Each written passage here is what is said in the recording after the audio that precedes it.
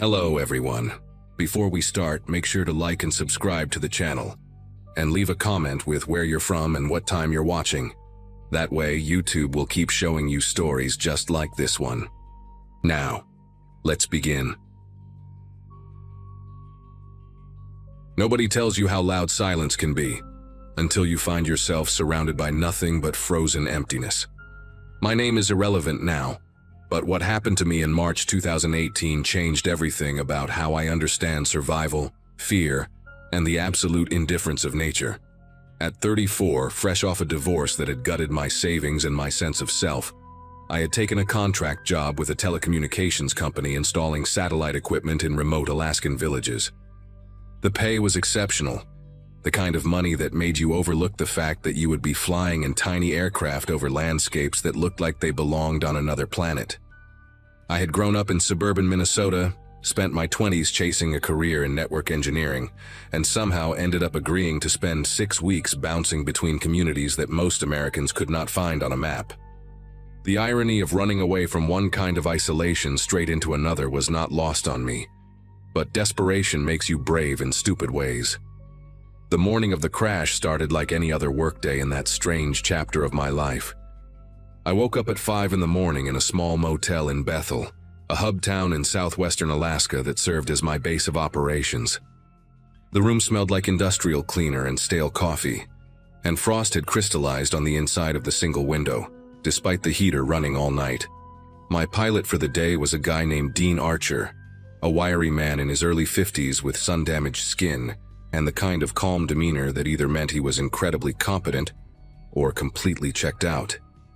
He had been flying bush routes for over 2 decades, and when I met him at the airstrip that morning, he was already doing his pre-flight check on a Cessna 185 that looked like it had seen better days. The paint was faded, patches of primer showing through in spots, but Dean assured me she was mechanically sound. We were headed to a village called Akiak, about 40 miles northeast, then continuing to 2 other communities before looping back. The whole trip was supposed to take 6 hours, weather permitting. We took off around 7:30, just as the sun was beginning to paint the horizon in shades of pale orange and pink. From the air, the Alaskan tundra in late winter is something that defies description. An endless white canvas broken only by dark ribbons of frozen rivers, and the occasional cluster of spruce trees that looked like black needles poking through a bedsheet. Dean was not much of a talker, which suited me fine. He communicated in short bursts, pointing out landmarks, mentioning changes in weather patterns, occasionally adjusting the radio to check in with other pilots in the area. The Cessna hummed along steadily, and despite the cramped quarters and the constant vibration that made my teeth feel loose, I found myself relaxing into the rhythm of the flight. We completed the first 2 stops without incident, me hauling my equipment cases through snow that came up to my knees, Dean smoking cigarettes by the plane, and chatting with locals who seemed to know him by name. By early afternoon, we were headed to our final destination before turning back, a village called Tuluksak that sat along the Kuskokwim River. That is when the engine coughed. It was a sound so subtle that I almost missed it, a brief stutter in the constant drone that had become background noise. Dean's reaction told me everything I needed to know. His hands tightened on the yoke, and his eyes flicked to the instrument panel with an intensity that had been absent all day. He did not say anything at first, just started flipping switches and adjusting controls with movements that were quick but deliberate. The engine coughed again, longer this time, and the plane shuddered in a way that made my stomach clench. We were flying over a stretch of wilderness that had no villages, no roads, nothing but white emptiness stretching to the horizon in every direction. Dean grabbed the radio and started transmitting our position, his voice steady but urgent, using terminology I did not fully understand. I remember looking out the window and seeing the shadow of our plane skating across the snow below, and thinking how small we were, how insignificant against that vast frozen landscape. The engine sputtered a 3rd time, then died completely, and the sudden silence was the most terrifying sound I've ever heard. Dean became a different person in those moments. The laid-back pilot who had been cracking dry jokes about moose and complaining about his ex-wife transformed into something mechanical, precise, almost robotic. He told me to tighten my seatbelt and brace for impact, his voice flat and controlled, like he was reading from a manual. The Cessna became a glider. The only sounds now the wind rushing past the fuselage and the creak of the airframe as Dean fought to maintain control. He was looking for a place to land, scanning the terrain below with desperate focus. But there was nothing. No frozen lakes flat enough, no clearings wide enough, just rolling hills of snow and clusters of willows, and the occasional boulder poking through like a gray tooth. I remember praying, something I had not done since childhood, bargaining with a god I was not sure I believed in. The ground rushed up at us with sickening speed, and Dean pulled back on the yoke, trying to flatten our descent. We clipped something, a buried log, a snowdrift, I never found out, and the plane spun violently to the left. The world became a tumbling chaos of white and gray, and the shriek of metal tearing apart. The impact itself is fragmented in my memory, broken into snapshots that do not quite connect. I remember the windshield exploding inward, a spray of glass and snow and cold air hitting my face.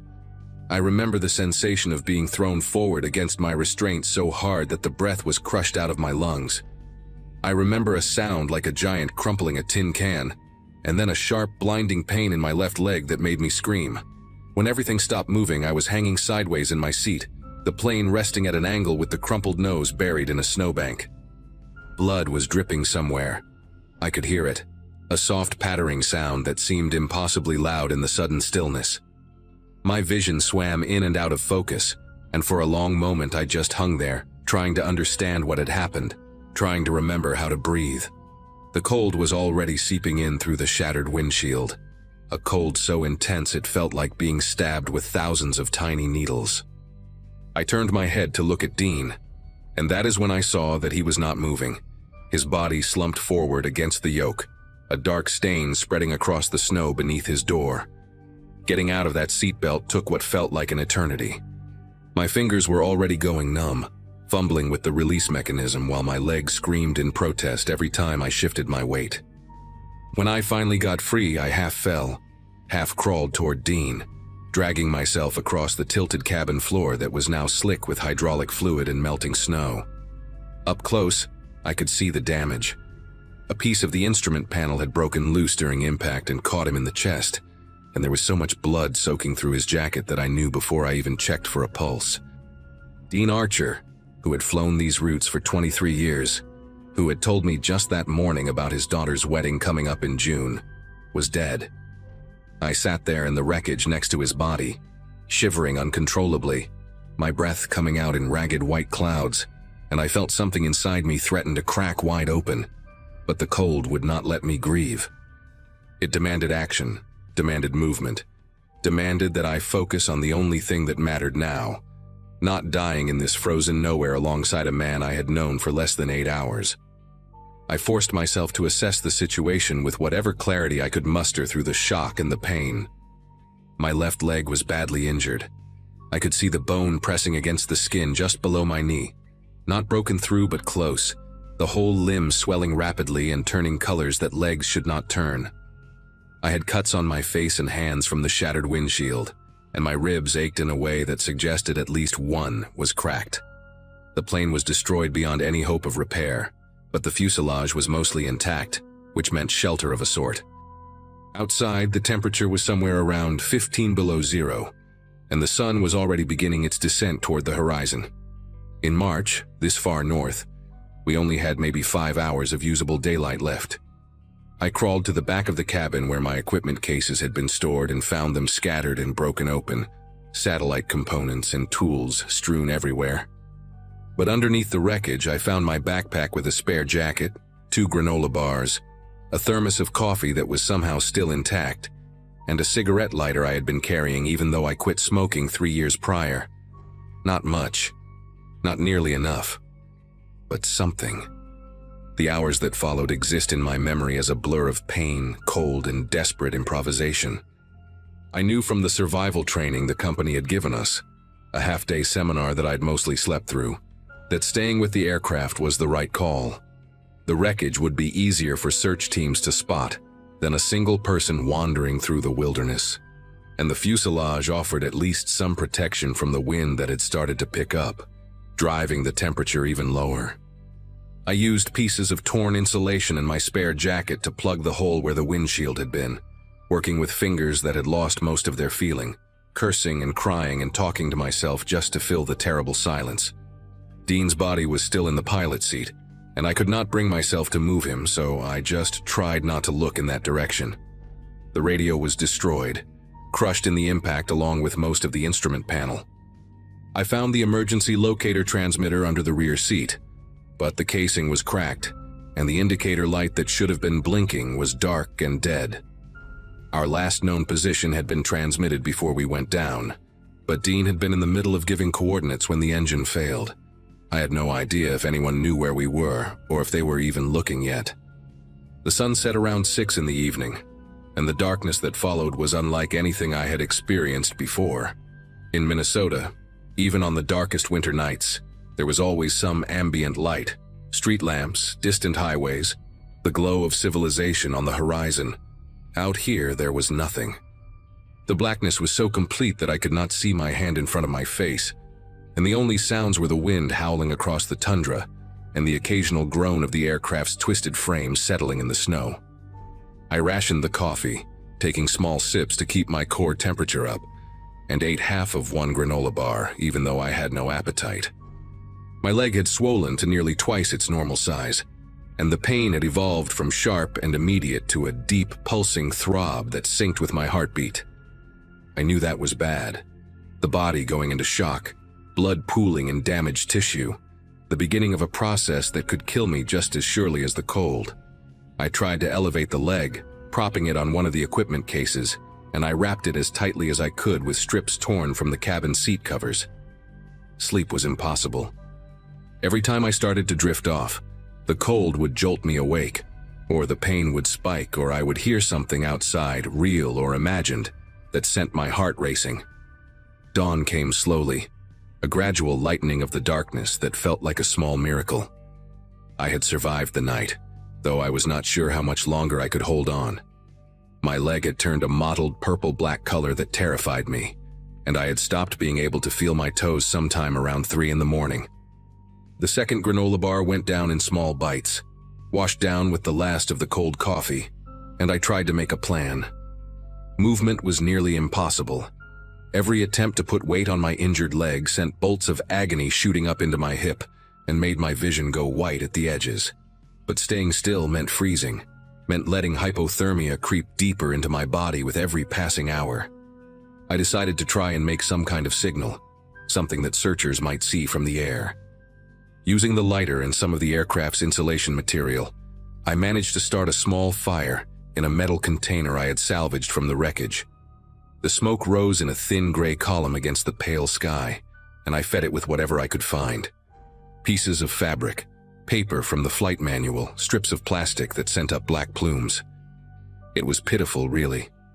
A tiny thread of smoke in an endless white wilderness. But it was something to focus on, something to do besides lie there and wait for death. The second day passed in a haze of pain and cold and creeping despair.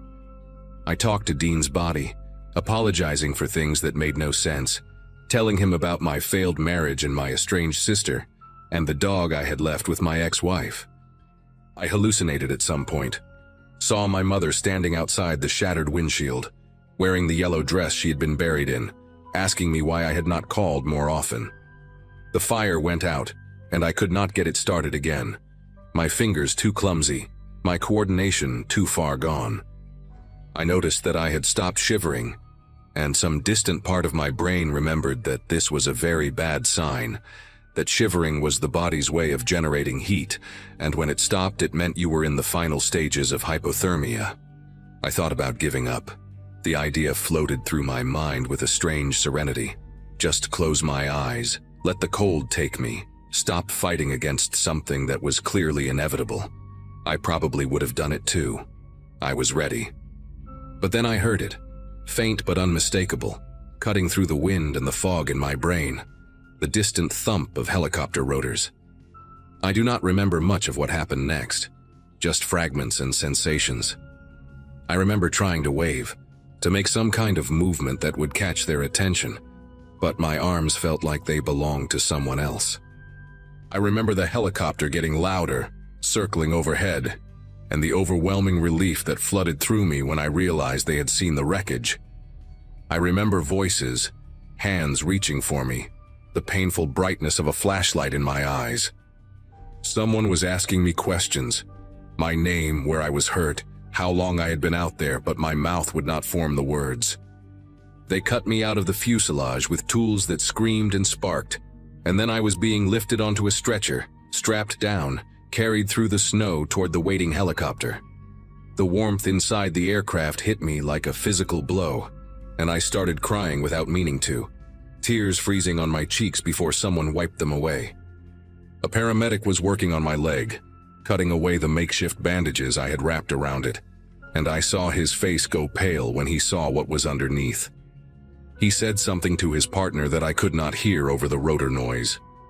But the look they exchanged told me everything. They put an IV in my arm and covered me with thermal blankets that felt like being wrapped in fire, and at some point I finally let myself slip into unconsciousness. I woke up 3 days later in a hospital in Anchorage, missing my left leg below the knee. The doctors told me I was lucky to be alive, that another few hours in that cold would have finished what the crash had started. The rescue team had found me thanks to a combination of factors. Dean's partial transmission had given them a general search area. A pilot flying a different route had spotted the smoke from my signal fire the previous day, and the Alaska State Troopers had coordinated a search effort that covered hundreds of square miles. They told me that Dean had died on impact, that he probably never felt any pain, and I choose to believe that even though I know they might have been saying it just to make me feel better. The company paid for my medical bills and my rehabilitation, and I got a settlement that was generous enough to let me start over somewhere warmer. I live in New Mexico now, working a desk job for a different telecommunications company, and I have not been on an airplane of any size since that day in March 2018. Sometimes I still dream about it. The endless white, the cold that felt like it was eating me from the inside out, the sound of Dean's last radio transmission cutting off mid-sentence. I wake up sweating despite the desert heat, reaching for a leg that is no longer there, and I have to remind myself that I made it out. That I survived. But a part of me is still out there in that frozen wilderness, sitting in the wreckage of a Cessna 185, watching the sun set and wondering if anyone is coming. That part of me never left, and I do not think it ever will.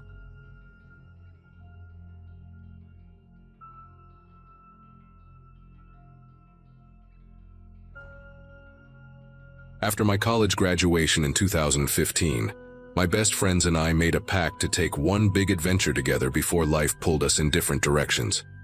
Mitch had just finished his EMT certification, and Carrie was about to start law school in September, so we had this narrow window in late August to do something wild.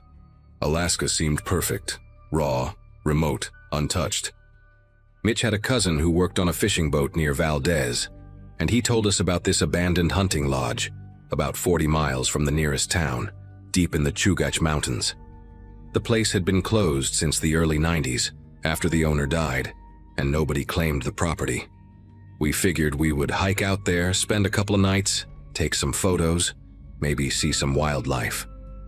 None of us could have imagined what was waiting in that rotting wooden structure, or that only 2 of us would make it back to civilization. We flew into Anchorage on a Thursday morning, rented a Jeep, and drove 6 hours to a small town called Copper Junction. Just a gas station, a general store, and maybe 15 houses scattered along a gravel road. The woman at the general store, a weathered lady in her 60s named Ruth, looked at us like we had announced plans to swim with sharks when we mentioned the old Whitaker Lodge. She told us people avoided that area, that hikers had reported seeing figures moving through the trees at night, strange lights, things that made no sense. Her exact words were that the forest out there had a way of playing tricks on your mind. Mitch laughed it off, called it small-town superstition designed to scare tourists. Carrie and I exchanged a look but said nothing. We bought extra batteries, some canned food, and a paper map since cell service would be non-existent. Ruth watched us leave through the store window, and I remember thinking she looked almost sad, like she was watching people walk toward something terrible, and knew there was nothing she could do to stop it. The hike took us nearly 7 hours. The trail, if you could even call it that, disappeared completely after the first 2 miles, and we had to navigate using the map and a compass Mitch brought. The Chugach Mountains are beautiful in a way that feels almost hostile, like the land is reminding you every second that you do not belong there. Spruce trees so thick you could walk 10 feet off the path and lose sight of your friends. Silence so deep that the snap of a twig under your boot sounds like a gunshot. Around mile 6, Carrie spotted something strange carved into a tree trunk. A crude symbol that looked like a stick figure with its arms raised, and below it, letters scratched deep into the bark. Turn back. We stood there staring at it for a long moment. Mitch said it was probably some bored hiker trying to scare people, maybe the same locals who told ghost stories to tourists. But the carving looked old, the edges worn smooth by years of weather. And there was something desperate about those letters, like whoever made them had used a rock or a knife and pressed hard, wanting to make sure the message would last. We reached the lodge just before sunset. The building was larger than I expected, a 2-story structure with a wraparound porch, most of the windows either broken or boarded up, the roof sagging in the middle like a spine that had given up. Moss covered everything, and there was this smell, thick and sour, that I assumed was just decades of rot and animal droppings. Mitch was the first one through the front door, which hung crooked on its hinges and scraped against the floor when he pushed it open. Inside, the main room still had furniture, a couch with the stuffing torn out, a wooden table covered in dust, a stone fireplace filled with old ashes. But what stopped all 3 of us in our tracks was the kitchen area in the back corner. There were cans of food on the counter, and not old rusted ones from the 90s. These labels were modern, brands I recognized, and when Carrie picked one up, she whispered that the expiration date was still a year away. Someone had been here recently. Someone might still be here. We should have turned around right then, hiked back through the darkness if we had to.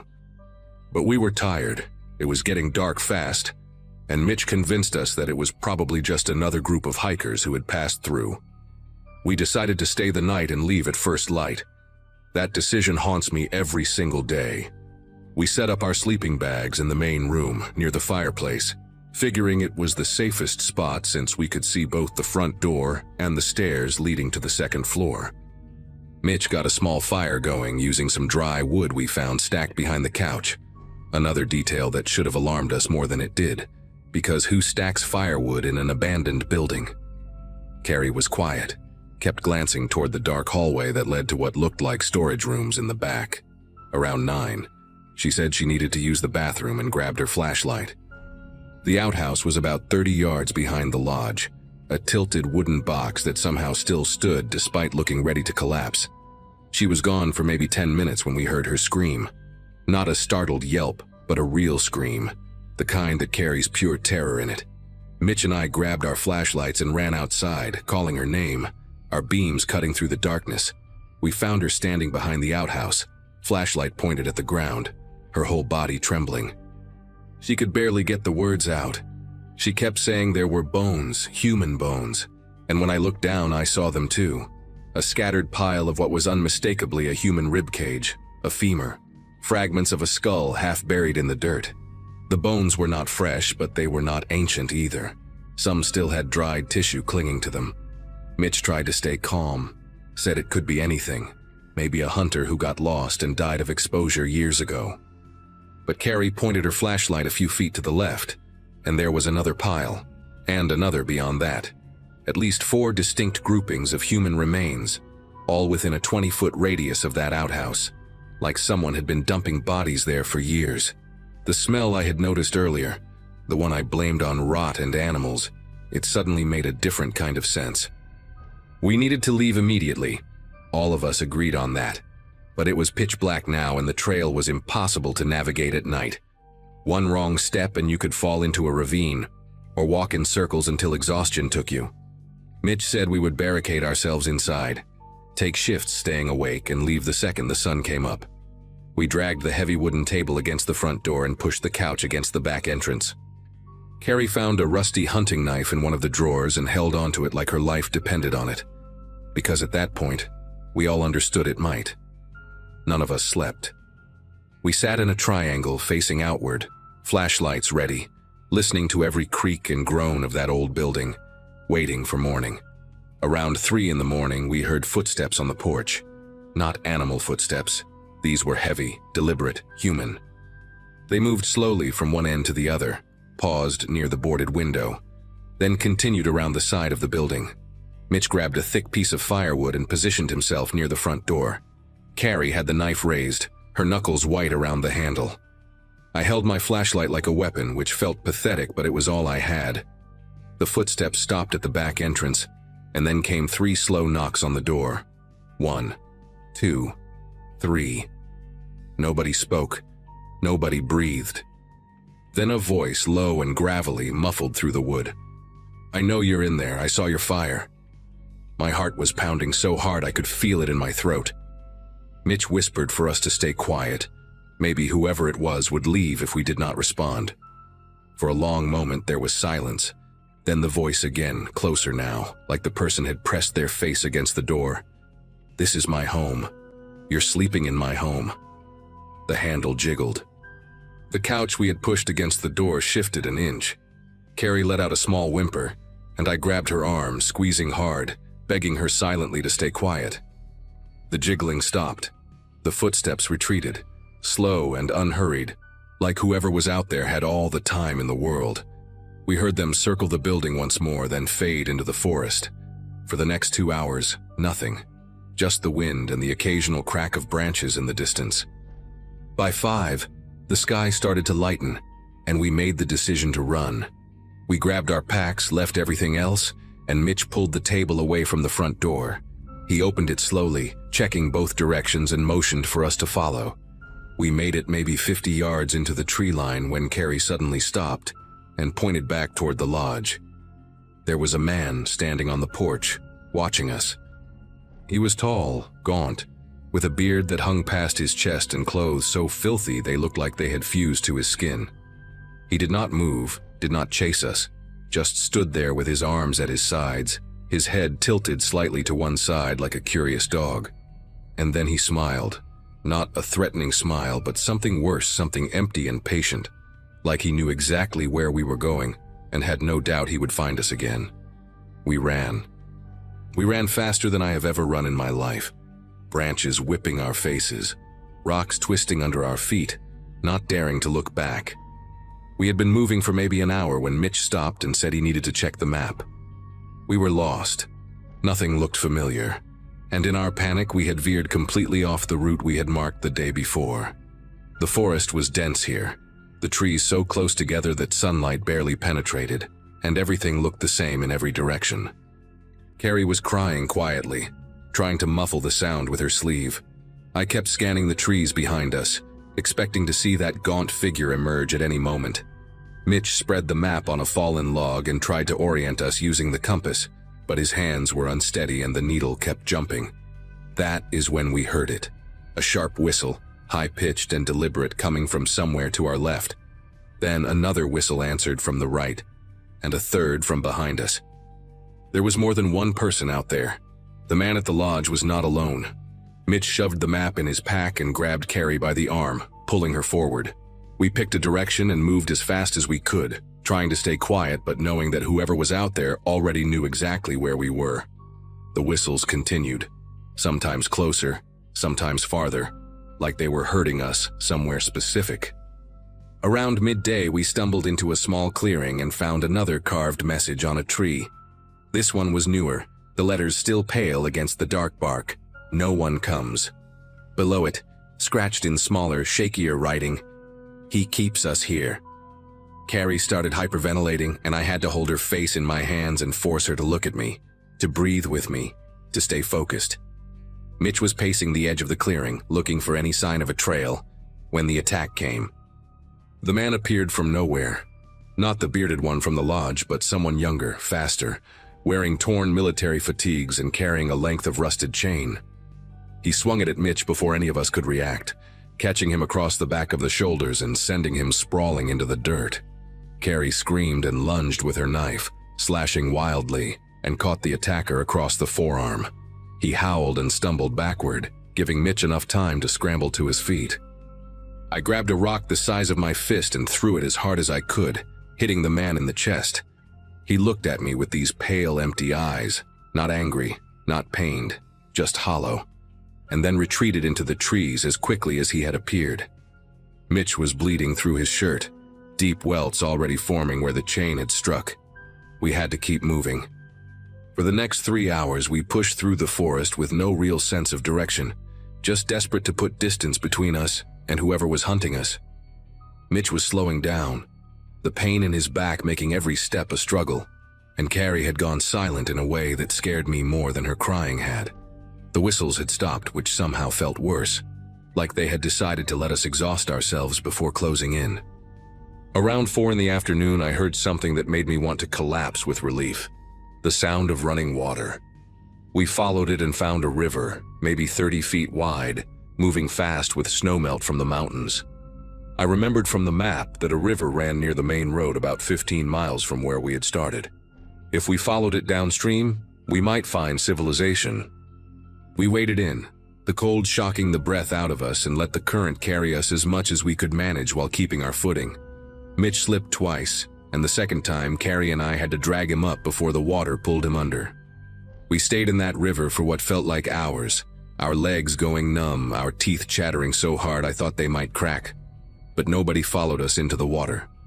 Whatever advantage they had in the forest, the river took it away. Just before sunset, we saw a bridge in the distance. A real bridge, concrete and metal, with a gravel road running across it.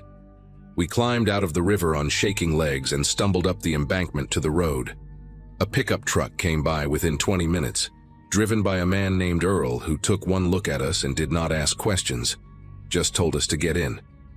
He drove us straight to a state trooper station in a town called Ridgewater, about 60 miles from Copper Junction.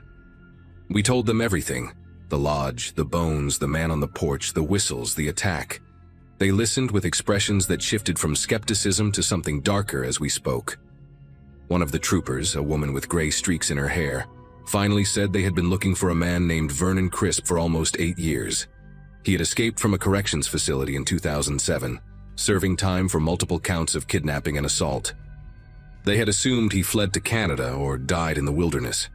Instead, he had built himself a compound out there, attracting other fugitives, other broken men who wanted to disappear.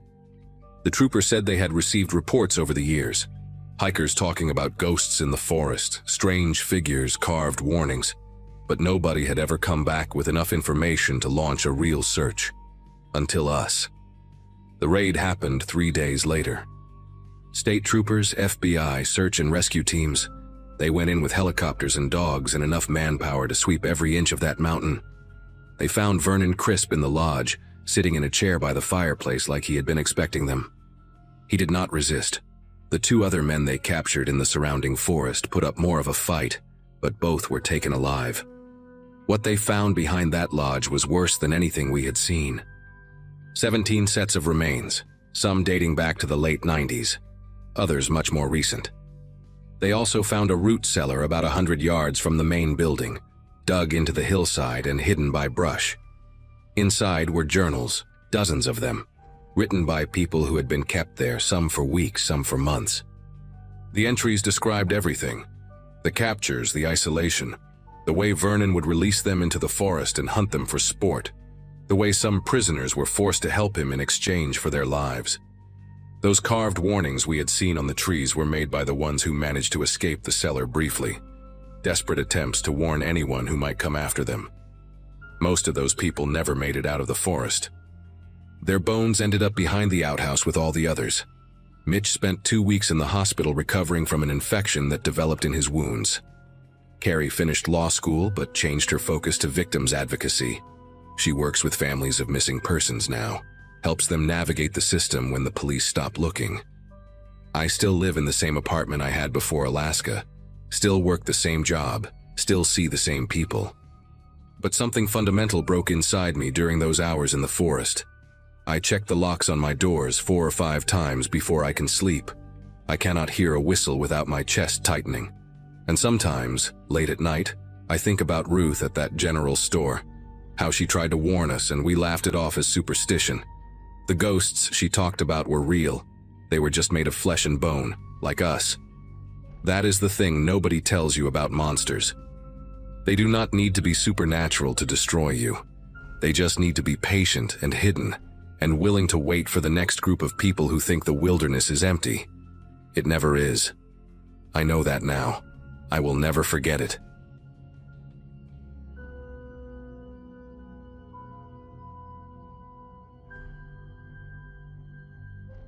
Every summer since my dad passed, I make the trip up to the Kenai Peninsula to fish for sockeye salmon. It started as a way to feel close to him again, doing something we used to do together when I was a teenager. But over the years it became my thing, my way of resetting before another school year of teaching fourth graders in Seattle. My birthday falls in late July, and turning 37 alone on a riverbank with nothing but the sound of rushing water and birdsong felt like exactly what I needed. I had been doing this solo trip for 6 years without any real incident. A few close calls with moose, one scary moment when I slipped on wet rocks and almost went into the current, but nothing that made me question whether I should keep coming back. The spot I always use is about 4 miles from the nearest road, accessible only by a trail that most people skip because there are easier fishing spots closer to civilization. That remoteness was always the appeal. I flew into Anchorage on a Tuesday morning and picked up my rental truck, a beat-up Ford that smelled like cigarettes and prior renters who did not believe in air freshener. The drive down to the peninsula took about 4 hours, and I stopped in Soldotna to grab last-minute supplies and check in with the ranger station like I always do. The guy working the desk, a younger ranger I had not seen before, warned me about increased bear activity in the area. He said the salmon run was strong this year, which meant the browns were coming down from higher elevations earlier than usual. I thanked him and told him I had bear spray and air horn and knew how to store my food properly.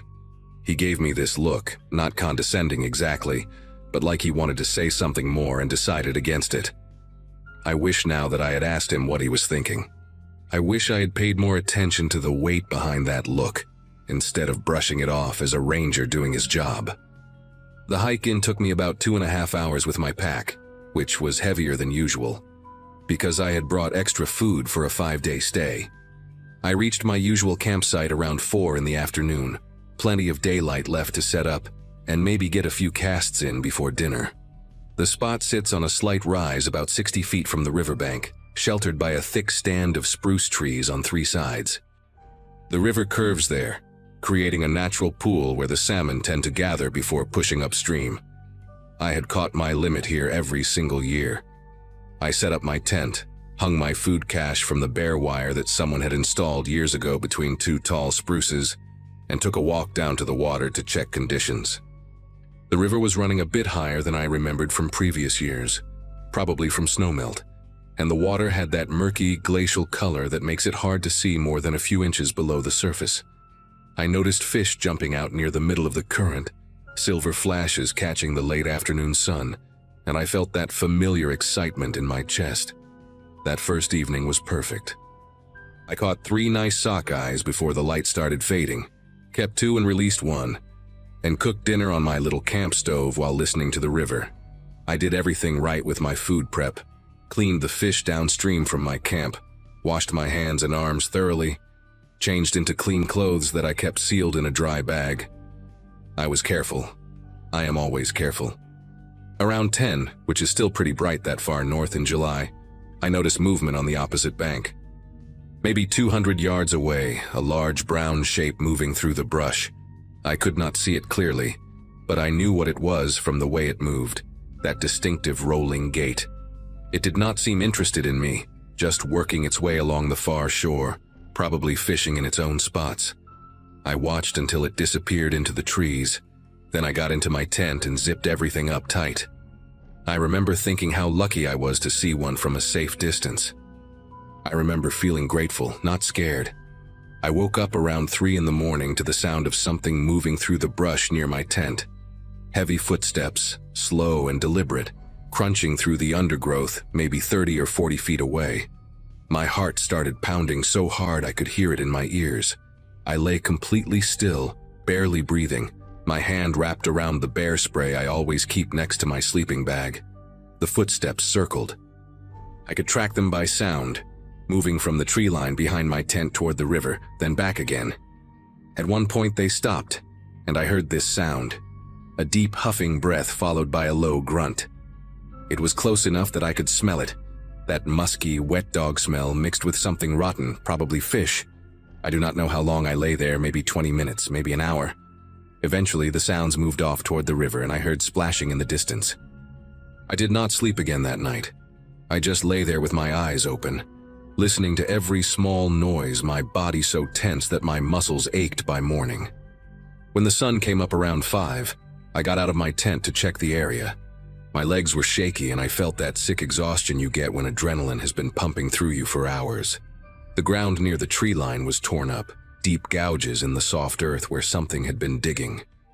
And then I saw the tracks.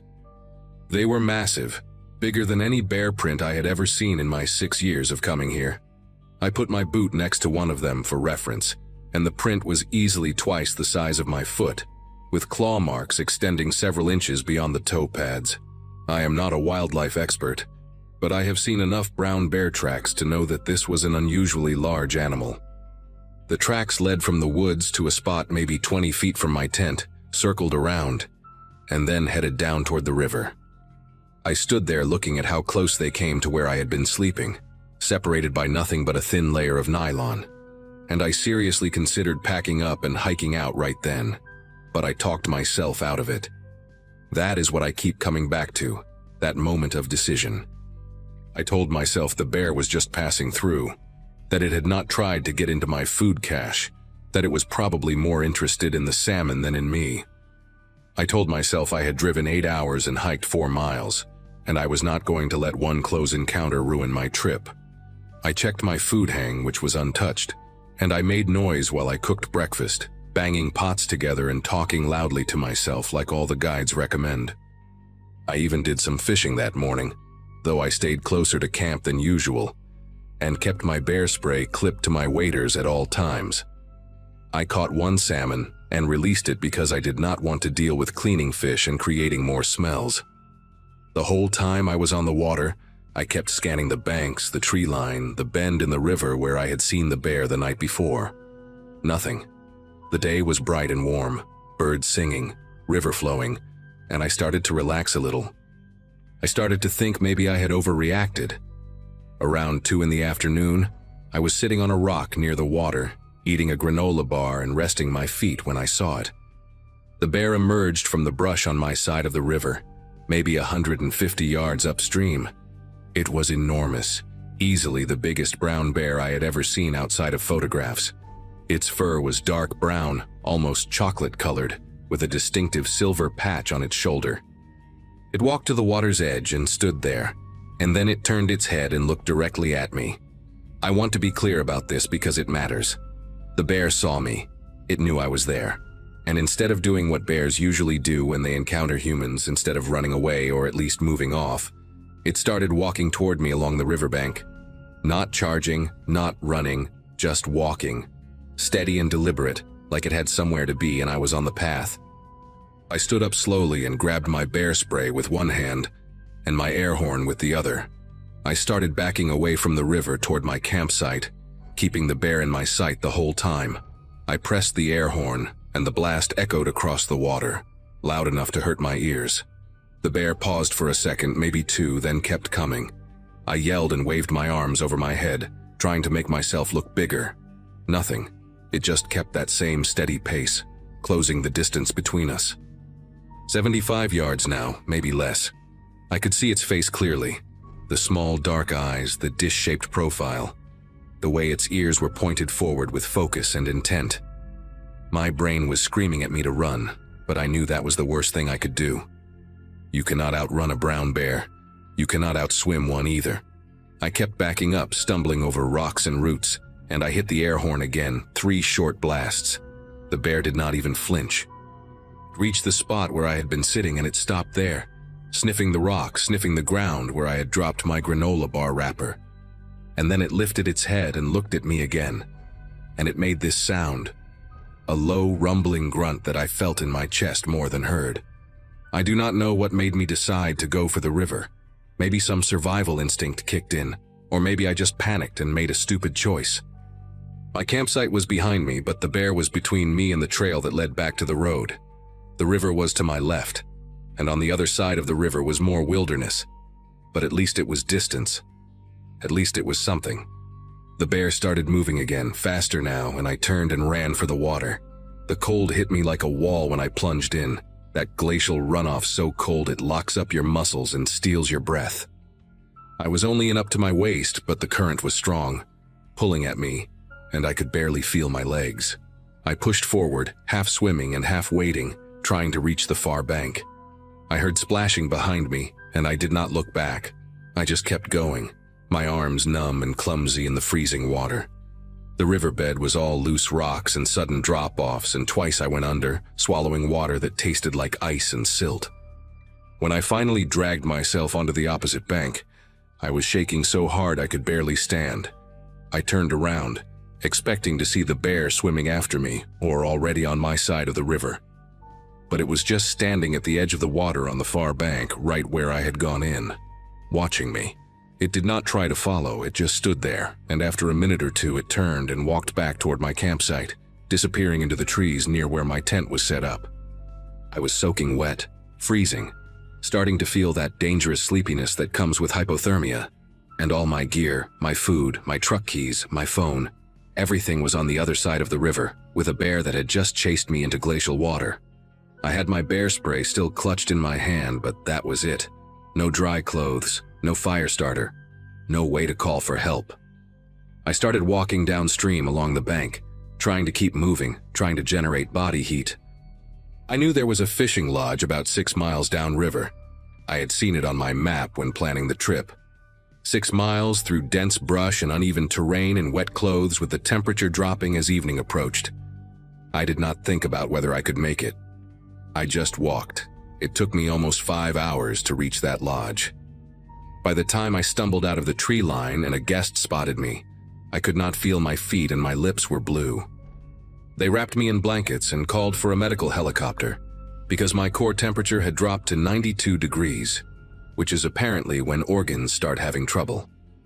I spent 2 nights in a hospital in Anchorage being treated for moderate hypothermia and mild frostbite on 3 of my toes. The Rangers went back to my campsite the next day and found my tent shredded, my food cache pulled down from the wire and scattered everywhere. They found tracks all around the site, the same massive prints I had seen that morning. They told me later that there had been reports of a large male brown bear in that area, exhibiting unusually bold behavior around humans, possibly because someone had been feeding it earlier in the season. They never caught it as far as I know. I still go fishing every summer, but not there, never there again.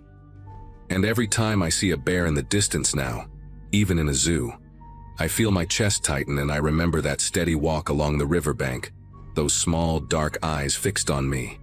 And I remember how it feels to be looked at not as a threat or a curiosity, but as something else entirely.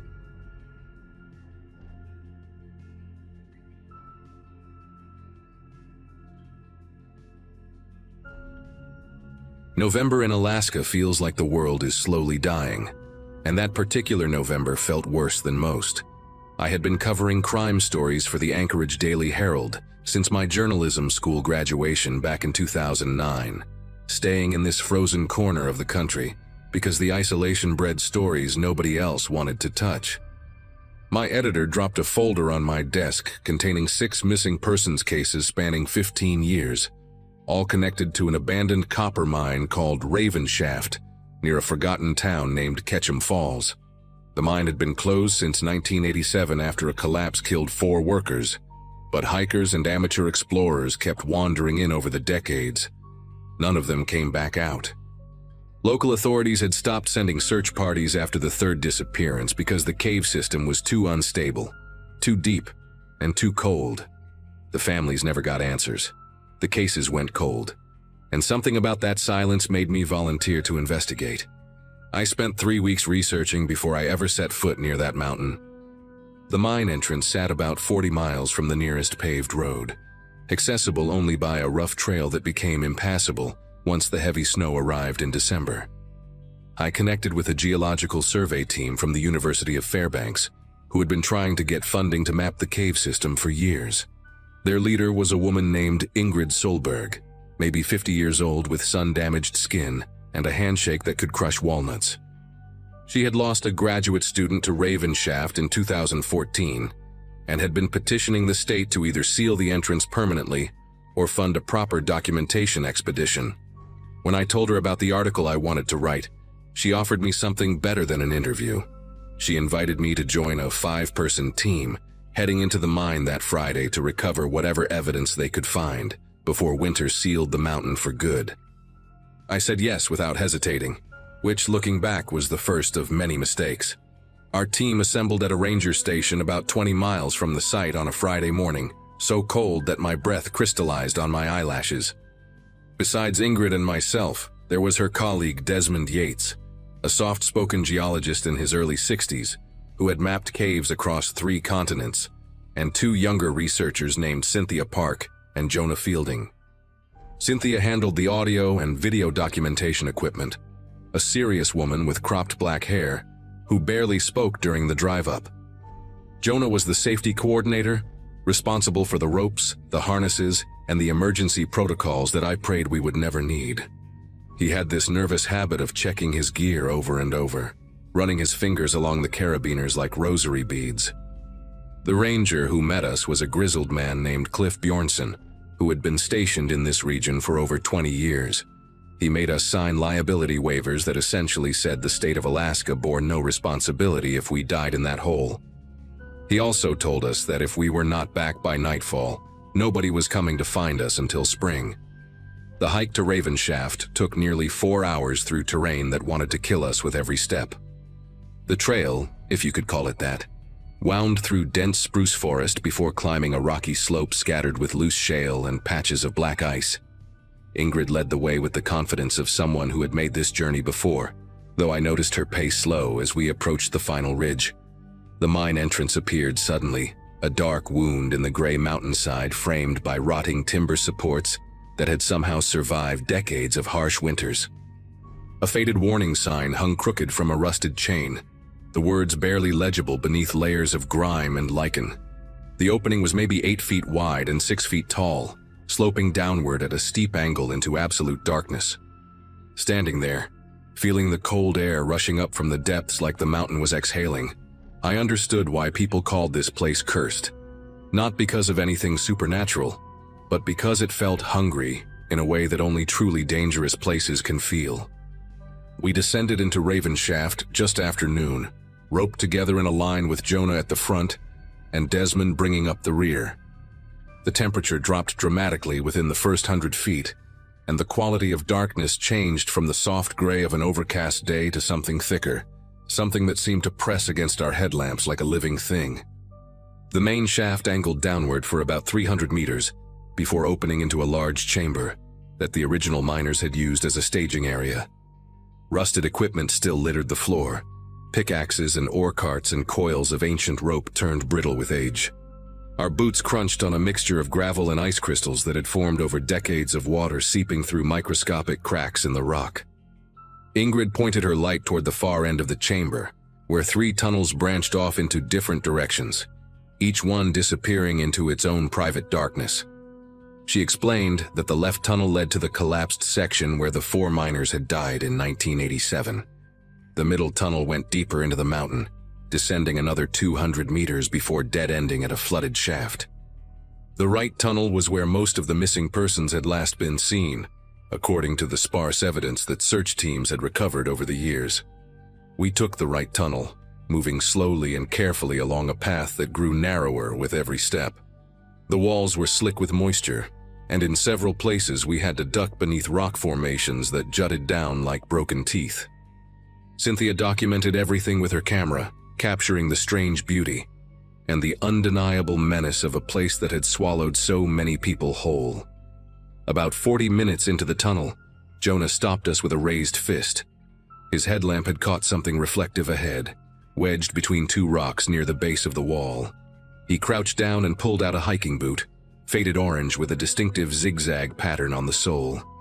Inside the boot, still laced tight, was a wool sock.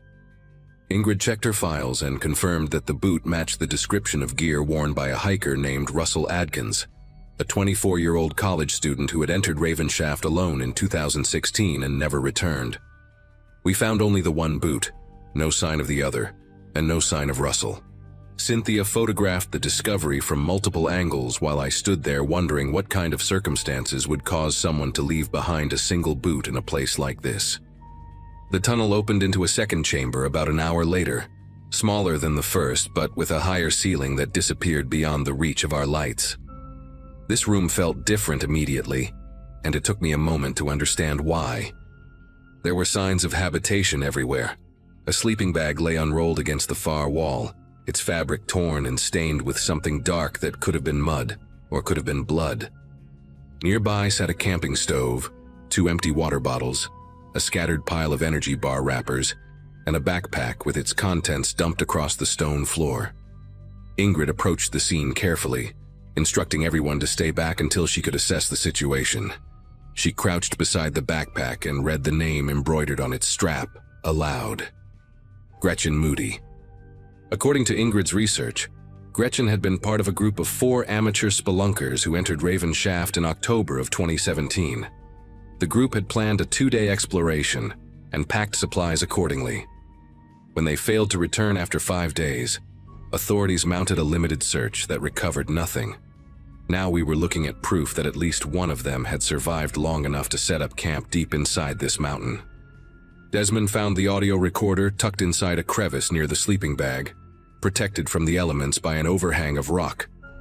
It was a small digital device, the kind hikers use to document their journeys, and miraculously, the battery still held a faint charge. Ingrid wanted to wait until we returned to the surface to examine the contents, but Cynthia argued that we needed to know what we were dealing with before going any deeper. The group voted, and curiosity won. We gathered in a loose circle, while Cynthia connected the recorder to a portable speaker she carried in her kit. The first file was dated October 17, 2017, recorded in the cheerful voice of a young woman who introduced herself as Gretchen. She described the group's excitement about exploring a cave system that few people had ever documented.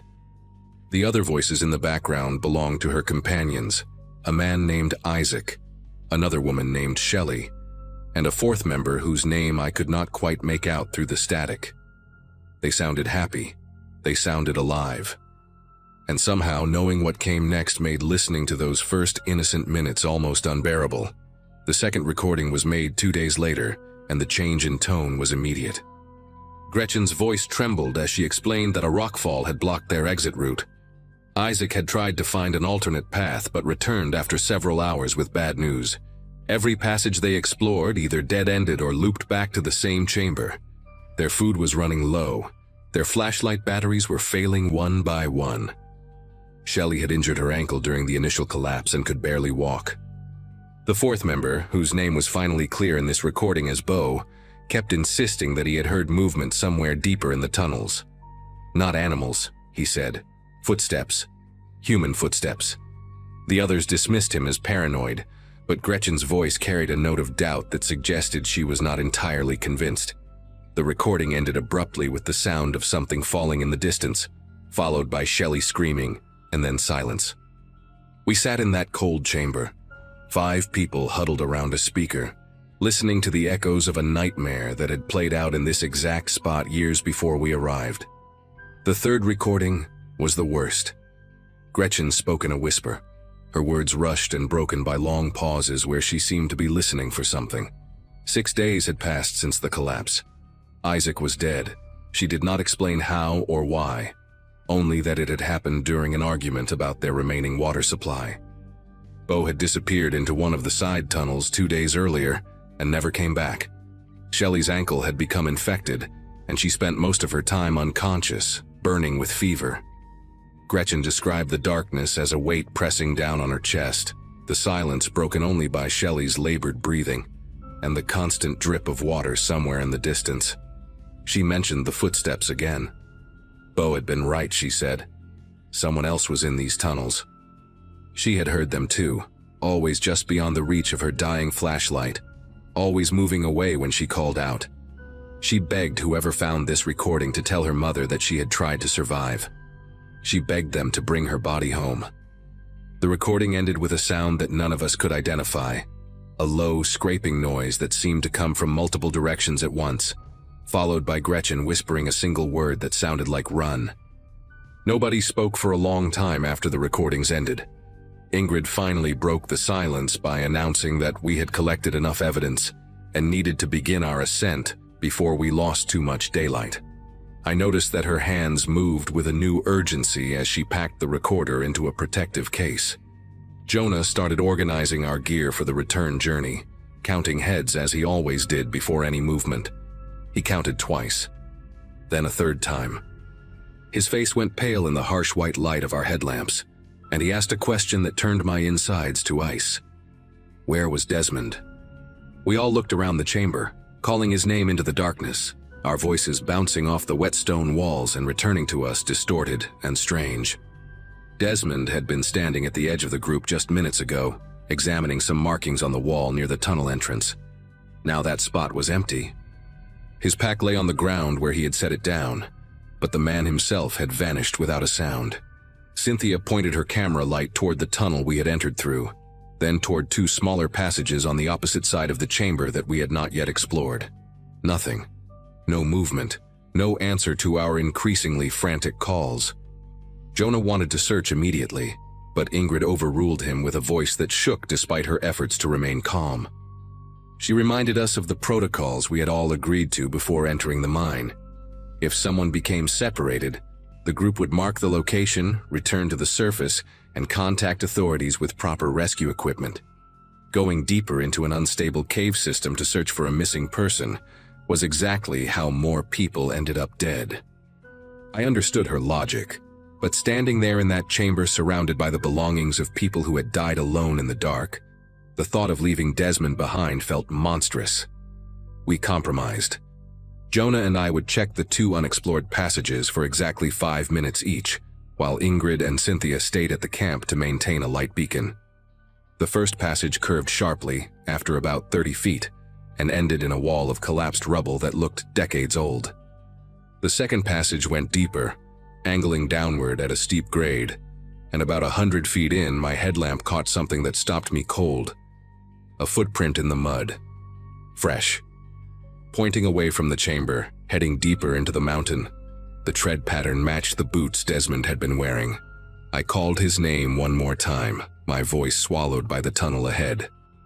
Nothing came back except a faint echo and something else. Something that might have been the wind moving through cracks in the rock, or might have been breathing. Jonah grabbed my arm and pulled me back toward the chamber. Our 5 minutes were up. When we returned to Ingrid and Cynthia, I told them about the footprint, expecting Ingrid to change her mind about the search. Instead, her expression hardened into something I recognized from years of interviewing people who had made impossible choices. She said that Desmond knew the risks better than any of us. She said that if he had walked deeper into that tunnel on his own, there was a reason, and if he had been taken, then whatever took him was still down there with us. Either way, 3 more bodies would not bring him home. We gathered what evidence we could carry, including Gretchen's recorder and the photographs Cynthia had taken, and we began our ascent. The climb back to the surface felt twice as long as the descent. Every sound made us flinch. Every shadow seemed to move at the edges of our lights. I kept looking back, hoping to see Desmond's familiar silhouette catching up to us, but the darkness behind remained absolute and empty. We emerged from Raven Shaft just as the last gray light of day was fading from the sky. Cliff Bjornsson was waiting at the ranger station with coffee and questions.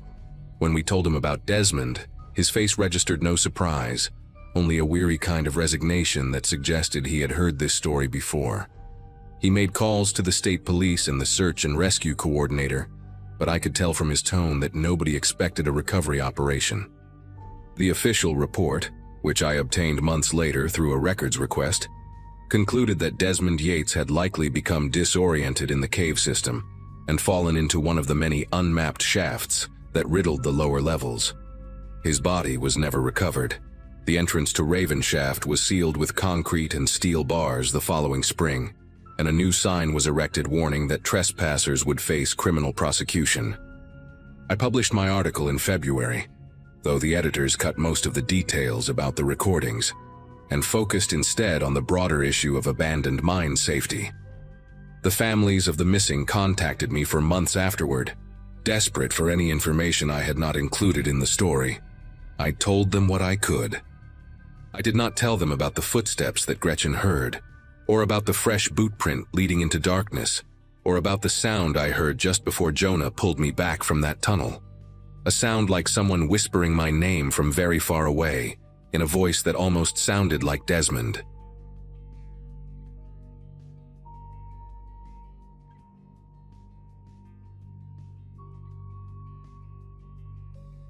My truck died somewhere between Talk and Delta Junction on a stretch of highway that looked exactly like the last 100 miles. White, flat, and empty. The temperature gauge had been showing -47 for the past hour, and I remember thinking that number seemed almost fake, like something from a documentary about Antarctica, rather than a road I was actually driving on. I had taken this relocation job from Seattle to Fairbanks because the salary was too good to pass up, and my 10-year high school reunion a few months back had been a reminder that everyone I grew up with was buying houses and having kids, while I was still splitting rent with roommates. The plan seemed reasonable when I mapped it out. Drive the Alaska highway in early December, get settled before the holidays, start fresh in January. I had packed blankets, extra food, flares, a full tank of gas, everything the internet told me to bring. But sitting there watching my dashboard light up with warnings before the engine gave one last shudder and went silent, I understood that all the preparation in the world means nothing when you are alone in a place that wants to kill you. I turned the key again and again, maybe 20 times, and each attempt produced a weaker sound until there was nothing but a faint click that reminded me of a dying heartbeat. The heating system stopped the moment the engine quit, and I could feel the cold pushing into the cabin almost immediately, like it had been pressed against the windows just waiting for its chance. I grabbed my phone knowing there would be no signal, and I was right. No bars, no data, nothing but a useless rectangle of glass and metal. Outside, the sun hung low even though my watch said it was barely 2 in the afternoon. That strange Arctic winter light that looks more like a permanent sunset than actual daytime. I figured I had maybe 3 hours before full darkness, and the thought of spending a night in this truck with no heat made my chest tight. I looked out at the road in both directions and saw absolutely nothing. No cars, no buildings, no smoke from distant chimneys, just an endless white plain broken only by the dark line of asphalt disappearing into the horizon. The silence was so complete that I could hear my own pulse in my ears, and for the first time since I started this drive, I felt genuinely afraid. I tried to remember what I had read about survival in extreme cold. Stay with your vehicle. That was the main advice everywhere online. Your car is shelter, it is visible to rescuers, it protects you from wind. But the articles I had read were written for situations where someone might actually come looking for you, where the temperature was maybe -20 and you could survive a night bundled up in blankets. This was different. At -47, the math changes completely. I had read somewhere that exposed skin gets frostbite in under 5 minutes at these temperatures, that your core body temperature starts dropping almost immediately once you stop producing heat. The blankets I had brought were good for a camping trip, not for a night in an unheated metal box when the air itself feels like it is trying to freeze your lungs. I did the calculation in my head. If no one drove by tonight, and the temperature dropped even further after dark like it always does, I would be dead by morning. That was not pessimism, that was just physics. I remembered passing a sign about 30 minutes back, something about a highway maintenance station 8 miles ahead. At the time I barely noticed it, just another green rectangle on an endless road. Now that sign felt like a lifeline, the only piece of information that might save me. 8 miles was not that far. I had run half marathons before, back when I lived in Seattle, and thought jogging along the waterfront made me some kind of athlete. But 8 miles in this cold, in snow boots and a jacket designed for Pacific Northwest rain rather than Arctic winter, with the sun going down, and no guarantee that the station would even be staffed. That was something else entirely. I sat in the truck for another 10 minutes, watching the windows start to frost over from the inside, feeling my fingers getting stiff even with gloves on. The decision made itself. Staying meant certain death by morning. Walking meant maybe dying, but also maybe living. I grabbed my backpack, stuffed it with the granola bars and water bottles I had brought, wrapped a scarf around my face until only my eyes were exposed, and stepped out of the truck into cold that hit me like a physical wall. The first breath I took outside felt like inhaling broken glass.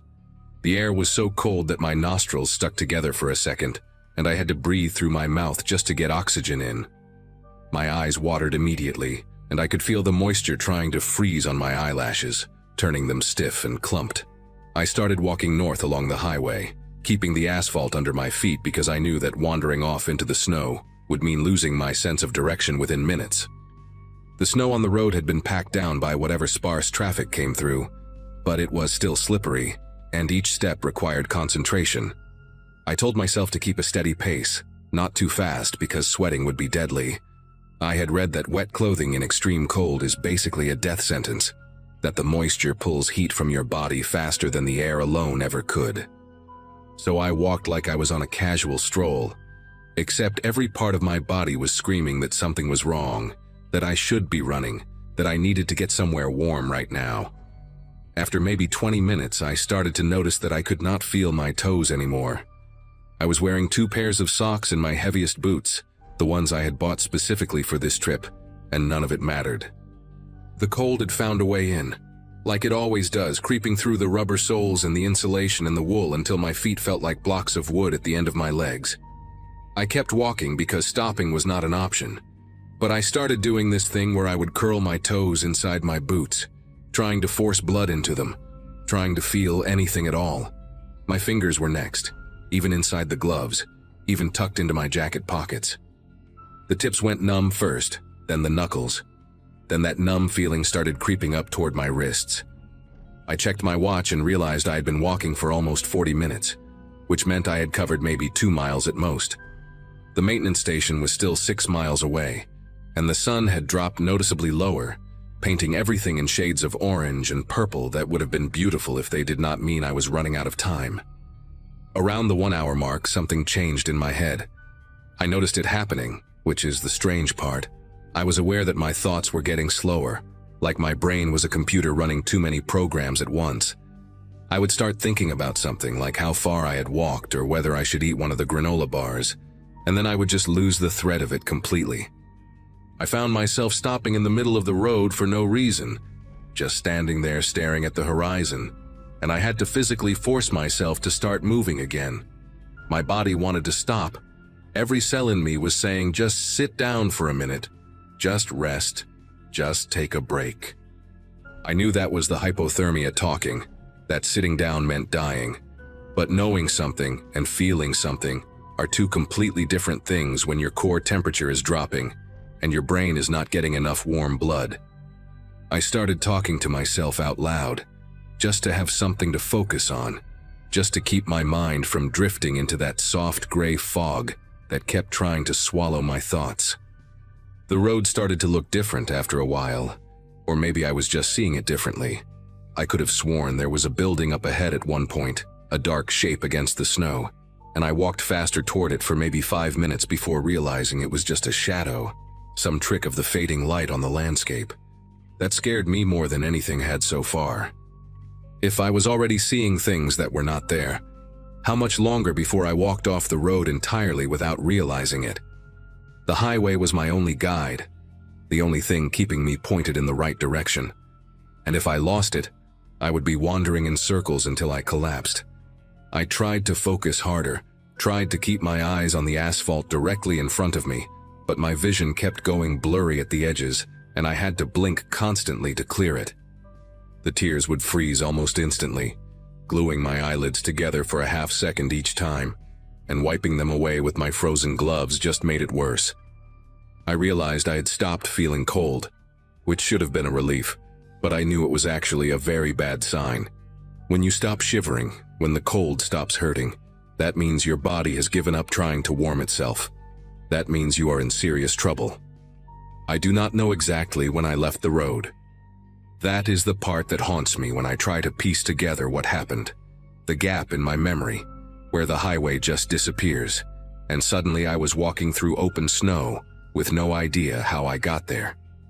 One moment I was following the dark line of asphalt, telling myself to keep going, keep moving, and the next I was knee-deep in powder with nothing around me but white in every direction.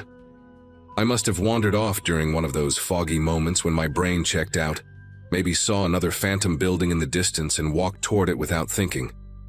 I tried to turn around, tried to find the road again, but everything looked exactly the same. Flat white ground meeting gray-blue sky and a perfect circle around me, like I was standing in the center of an empty dome. I picked a direction and started walking, telling myself it had to be the right way. But even as I moved, I knew I was guessing, knew I could be walking deeper into nothing instead of back toward the highway. The sun was almost gone now, just a thin red line on the horizon, and the temperature was dropping even further.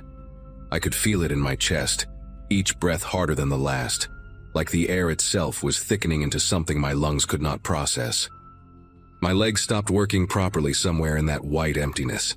First they just felt heavy, like I was wading through water, and then they started refusing to bend the way I wanted them to. I fell twice, maybe 3 times, and getting back up took longer each time. The last time I went down, I remember lying there in the snow and thinking how soft it was, how it almost felt warm compared to the air, how maybe I could just rest here for a minute before continuing. Part of my brain was screaming at me to get up, screaming that this was exactly how people die, but that voice seemed far away now, like someone yelling from another room. I managed to push myself to my knees, then to my feet, but standing felt like an achievement that took everything I had. I looked around and realized I could not see anything anymore. Not the road, not the sun, not any landmark at all. Just darkness creeping in from every direction and the snow beneath my feet, and this incredible tiredness that made every thought feel like pushing a boulder uphill. I took a few more steps, maybe 10 or 20, and then I stopped. Not because I decided to stop, but because my body simply would not go any further. My legs locked up, my knees buckled, and I went down into the snow one final time. I woke up in a hospital in Fairbanks 3 days later, and for the first few hours I had no idea where I was or how I got there. A nurse told me that a snowplow driver found my truck on the highway and called it in, and that search and rescue teams had been looking for me since the next morning. They found my trail of footprints leading away from the vehicle, followed them for about 4 miles along the road, and then tracked where I had wandered off into the open terrain. The footprints just stopped, she said, in the middle of a flat white field about 2 miles from the highway. No body, no sign of where I went after that. They searched for hours with dogs and helicopters, expanding the radius, checking every depression in the snow. A volunteer on a snowmobile finally spotted me nearly a mile from where my tracks ended, lying face down in a shallow ditch that had been invisible from the air. My core temperature when they got me to the medical center was 26 degrees Celsius. The doctors said anything below 28 is usually fatal, that most people do not come back from that. I lost 3 toes on my left foot and 2 on my right, plus the tips of 4 fingers. The surgeon told me I was lucky, and I wanted to laugh at him, but I did not have the energy. What I cannot stop thinking about even now is that gap between where my footprints stopped and where they found me. Almost a full mile of distance with no tracks, no trail, nothing to show how I got there. The rescue team leader visited me in the hospital and admitted he had never seen anything like it. The snow was undisturbed, fresh powder that would have shown every step, but there was just nothing, like I had been picked up and set down somewhere else. He asked if I remembered walking that distance, and I told him the truth, that I do not remember anything after falling that last time until I woke up in this bed. The doctors say it was probably some kind of automatic response, my body moving on its own while my conscious mind was completely shut down. A last survival instinct that kept me crawling toward that ditch where the wind was blocked and the snow provided insulation. Maybe that is what happened. Maybe my body saved itself while I was not home. But sometimes late at night, when I look at the stumps where my toes used to be and feel the phantom ache in my missing fingertips, I wonder about those invisible steps. I wonder what part of me was still walking when the rest of me had already given up. I drove through Alaska thinking I understood cold, thinking I was prepared. And I learned that there are things about your own body and your own mind that you will never understand, not even when they save your life.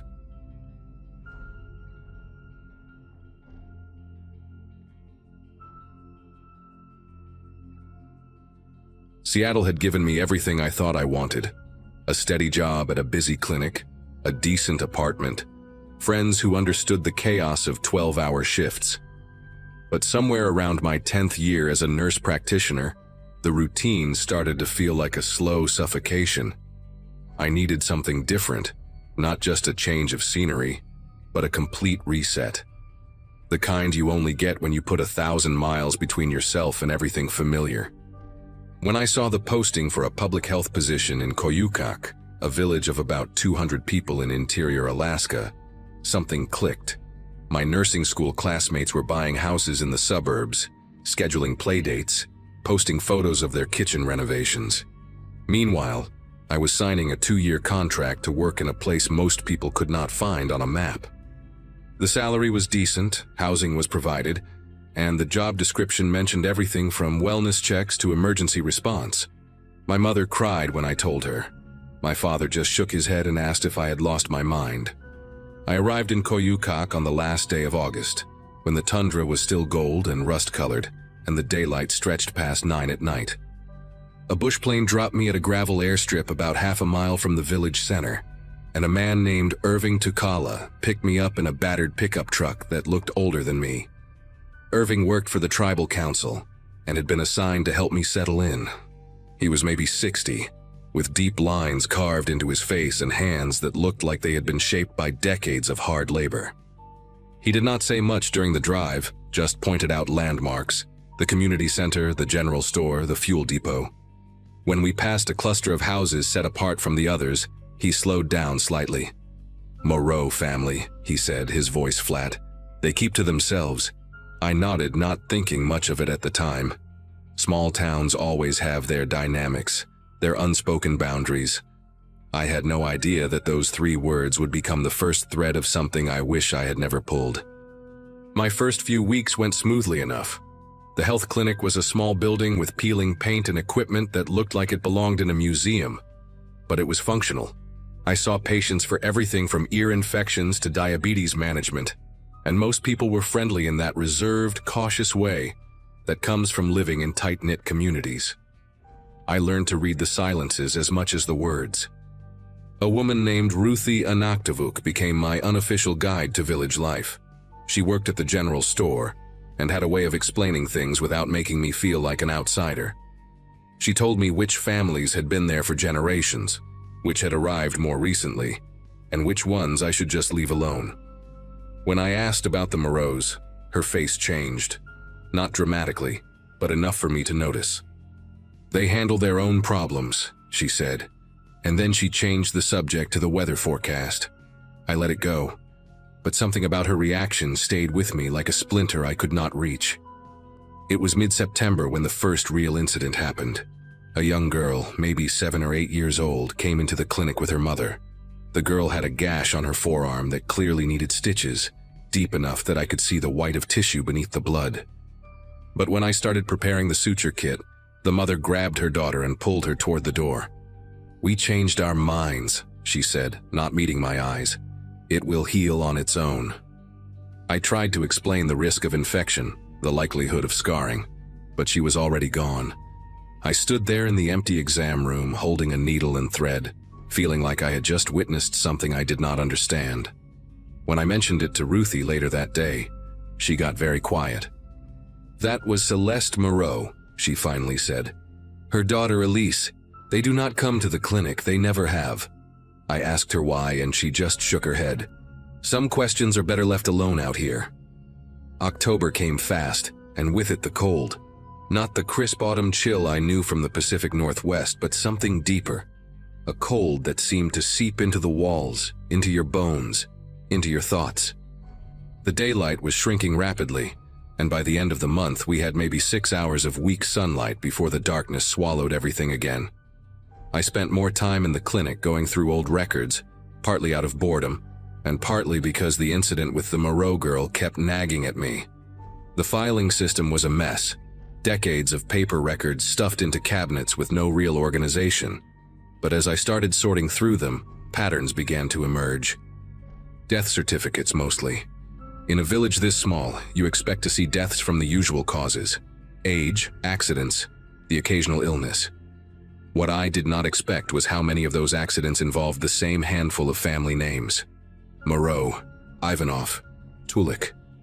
Over and over again. Drownings, falls, exposure, hunting mishaps. All ruled accidental by whatever authority had signed off on them, but the frequency was staggering. In the past 15 years, I counted 11 deaths among those 3 families alone. 11, in a village of 200 people. I started making a list, writing down dates and names and causes of death on a yellow legal pad I kept hidden in my desk drawer. Maybe I was paranoid, maybe I was just a city girl looking for drama in a quiet place. But then I noticed something else. The deaths were not random. They clustered around the same time each year, mostly between late October and early December, when the village was at its most isolated. When the rivers froze, but the ice was not yet thick enough for safe travel. When the bush planes stopped flying because of weather. When getting out of Koyukak became nearly impossible. I sat in my small clinic office with that legal pad in front of me, the wind howling outside, and I felt a chill that had nothing to do with the temperature. Someone was dying in this village almost every year, right around this time, and everyone was pretending it was normal. I made the mistake of asking questions. Not directly, not at first. I thought I was being subtle. I mentioned to Irving that I had been organizing the old records and noticed a lot of accidents over the years. He looked at me for a long moment, his expression unreadable, and then said, "Alaska is a dangerous place. People die." That was it. Conversation over. I tried a different approach with Ruthie, asking about the Ivanov and Tulik families, whether they were related to the Moreaus. She stopped stocking shelves and turned to face me with something in her eyes I had not seen before. Fear, maybe, or warning. "You are a good person," she said slowly. "You came here to help, so let me help you. Stop looking at those old papers. Stop asking about those families. Just do your job, get through the winter, and when spring comes you can decide if you want to stay or go. But right now you need to stop." Her voice was barely above a whisper by the end. I wanted to argue, to push back, but the look on her face made the words die in my throat. She was genuinely afraid, and not for herself. That night I came home to find my cabin door unlocked. I always locked it. That was a habit from Seattle that I never broke. My first thought was that maybe I had forgotten, that the isolation was getting to me. But when I stepped inside and turned on the light, I knew someone had been there. Nothing was taken. Nothing was damaged. But my desk drawers were open, and the yellow legal pad where I had been keeping my notes was sitting in the middle of my bed. It had been in my clinic office. Someone had taken it, brought it here, and left it where I would be sure to find it. A message. I picked up the pad and flipped through it. All my notes were still there. Every name and date I had written down. But on the last page, someone had added a single sentence in handwriting that was not mine. "The winter is long and accidents happen." I stood there in my freezing cabin holding that legal pad, and for the first time since I arrived in Koyukak, I felt truly afraid. Not curious, not unsettled, afraid. Because whoever wrote that note knew exactly what I had been doing, and they wanted me to know that they knew. I should have stopped. Any rational person would have stopped. But fear does strange things to you.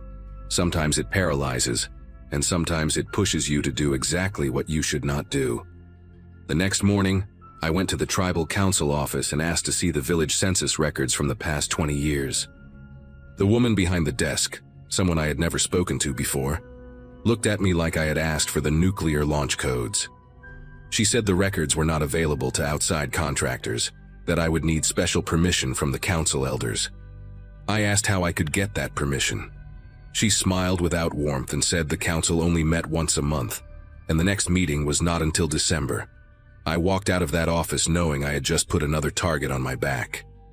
That afternoon, I tried to call my mother using the satellite phone at the community center, the only reliable way to reach the outside world. The phone was broken. It had worked fine the week before. The man who ran the center, a quiet guy named Amos Chukwu, said a part needed to be ordered and it would take a few weeks. He did not look at me when he said it. November arrived like a door slamming shut. The last supply plane came in on the 3rd, and the pilot told me the weather window was closing fast. He asked if I wanted to leave, said he could make room for one more passenger. I thought about it. I thought about the note on my bed, the broken satellite phone, the way people had started looking at me differently, like I was a problem that needed to be managed. But leaving felt like surrendering to something I did not understand, and some stubborn part of me refused to give them that satisfaction. So I watched the plane take off and disappear into a gray sky, and I told myself I had made the right choice. By the middle of the month, the river was frozen solid, and the snow was waist-deep in places. The temperature dropped to 30 below zero, then 40. The village became a small cluster of lights in an endless darkness, cut off from everything. And somewhere out there in one of those houses, people were waiting for something. I did not know what, not yet, but I was about to find out. It was November 19th when Ruthie came to my cabin after dark. She had never visited me at home before, and when I opened the door and saw her standing there in the cold, her breath coming out in white clouds, I knew something had changed. She pushed past me without waiting to be invited, and stood in the middle of my small living room, rubbing her hands together. "There is going to be an accident soon," she said, her voice tight. "The Moreaus owe a debt. They have owed it for 3 generations. The Ivanovs and the Tulleks, they owe debts too. That is how it works here. That is how it has always worked." I asked her what she meant by debt, and she told me a story that made everything click into horrible place. Decades ago, before the village had any real connection to the outside world, the founding families made agreements with each other. Land rights, hunting territories, marriages, resources. When someone broke an agreement or wronged another family, there was a price. Not money, not property, blood. A life for a life passed down through generations until the debt was paid. It sounded insane, like something out of a history book about feudal societies. But Ruthie was not joking, and the fear in her eyes was absolutely real. She told me that the Moreau family had one more death owed to the Chukwu family, a wrong committed by someone's great-grandfather that had never been settled. This year, the debt was being called in. Elise, the little girl I had tried to help in September, was the one they had chosen. That was why her mother refused medical treatment. In their minds, there was no point in healing someone who was already marked. I felt sick. I asked Ruthie why she was telling me this, why now, and she said it was because I was the only person in the village who might actually do something. Everyone else had grown up with this system. They accepted it the way you accept gravity, not because it was right, but because it had always been there. Outsiders were usually discouraged from staying long enough to notice anything. But I had noticed, and I had kept asking questions, and now I was the only wild card in a game that had been playing out for generations. I did not sleep that night. I sat in my cabin with every light on, thinking through my options. Running was not possible. The snow was too deep, the cold too extreme, and the nearest town was over 60 miles away through wilderness. The satellite phone was still broken. I had no way to contact anyone outside. But I had something else: the clinic. Medical supplies, locked cabinets, and most importantly, a shortwave radio that I had seen in the back storage room during my first week.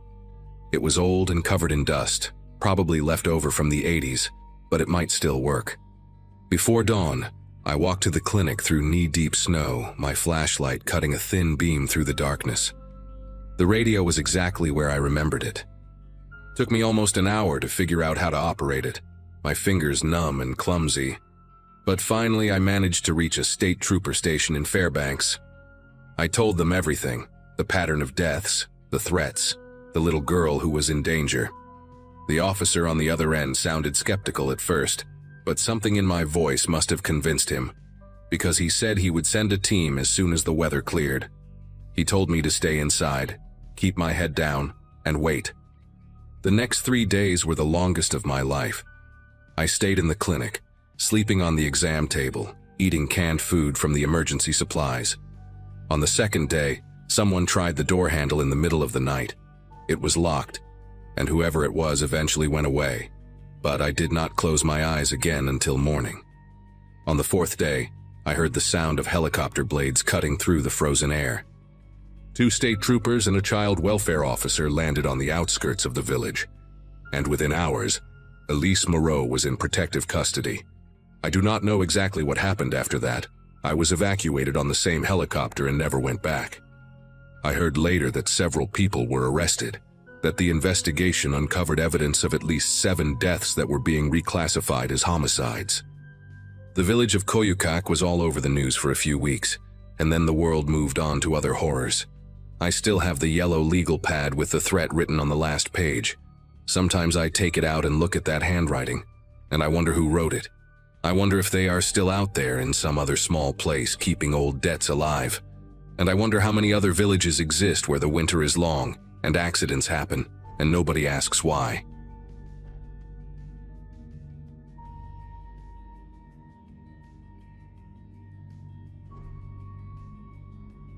Working at a temporary construction camp in Alaska felt like a strange pause in my life. Something I told myself was just a means to an end. I'd taken the job because the pay was good, and I needed to clear some debts, and the camp promised short rotations and long stretches of time off. At that point, my life was simple and quiet, mostly work, sleep, and the occasional call home when the satellite signal cooperated. The camp itself sat far from any real town, surrounded by uneven ground, frozen mud, and a horizon that never felt close. Rows of portable trailers were bolted into the dirt like they might slide away if no one watched them. Most of us were strangers to each other, passing through, carrying our own reasons for being there. That made it easy to keep your head down and mind your business. It also made it easy for things to happen without anyone asking too many questions. The day everything started to bother me wasn't dramatic at first, just oddly quiet. A guy named Trevor, who bunked 2 trailers down from me, didn't show up for breakfast. No note, no warning, just his locker cleared out and his boots gone. People said he'd quit overnight, which wasn't unheard of, but the way everyone accepted it felt rehearsed. This wasn't the first time either. Over the previous months, workers had vanished from the schedule between shifts. No goodbye drinks, no heated arguments with supervisors, nothing you'd expect from someone leaving suddenly. Management always brushed it off as personal issues or better offers elsewhere. The explanations were thin, but nobody pushed back. In a place like that, asking questions made you stand out. That night I worked the late shift, doing equipment checks near the edge of the camp where the lights barely reached. The generators hummed unevenly, and the cold crept through my gloves no matter how tightly I clenched my fingers. Somewhere past the trailers, I heard raised voices, low and sharp, like an argument being swallowed by the wind. I couldn't see who it was, only the outline of someone moving between structures, staying close to the shadows. When I walked closer, the voices stopped instantly, leaving behind an empty stretch of gravel and a feeling that I'd interrupted something I wasn't meant to see. Later, in the break room, a newer worker named Eli sat staring at the floor, jaw clenched, refusing to meet anyone's eyes. He clocked out early and didn't come back. By the next morning, Eli's trailer was locked and stripped bare, same as Trevor's. This time, though, I noticed scuff marks near the steps, deep grooves in the mud that looked like someone had been dragged or pushed hard. I brought it up quietly to a supervisor, who gave me a tight look and told me to focus on my job. That response stuck with me more than the marks themselves. Over lunch, a few of us traded glances but kept our mouths shut, the unspoken agreement hanging heavy in the air. Everyone sensed there was something ugly underneath these disappearances. The camp's isolation made it feel like its own world, one where rules bent easily and consequences stayed far away. By the end of that morning, I realized the problem wasn't just people leaving. It was what might have been happening to them before they did. After that, I started paying closer attention to the little things people usually ignored. Conversations would stop when certain footsteps passed by the trailers.